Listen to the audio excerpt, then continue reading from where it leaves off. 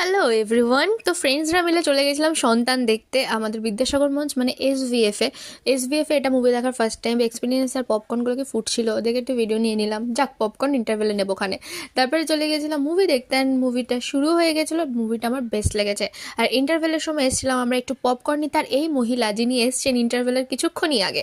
তো যাই হোক, তারপরে পপকর্ন টপকর্ন নিয়ে এখানে ওরা কাড়াকাড়ি করে খাওয়া শুরু করে দিল। অ্যান্ড দেন মুভিটা দেখার পর তো আমরা খুব ইমোশনাল হয়ে গেছিলাম।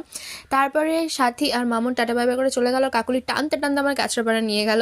যাই হোক, তারপরে কল্যাণী থেকে সোজা ল্যান্ড করলাম কাঁচরাপাড়ায়, কিছু কেনাকাটি করেছি। আর তারপরে চলে গেছিলাম কফি খেতে, কারণ কফি খাওয়ার জন্য আমার মনটা ভীষণ তারাস ছিল কয়েকদিন ধরে। দেন আমরা চেয়ার্স করে কফি খেয়ে নিলাম প্রথমে। তারপরে কফিটা যা বাজে ছিল, ভাই সাব পয়সা বরবাদ।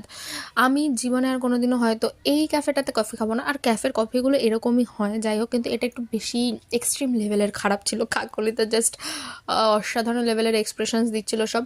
দেন বার্গারটা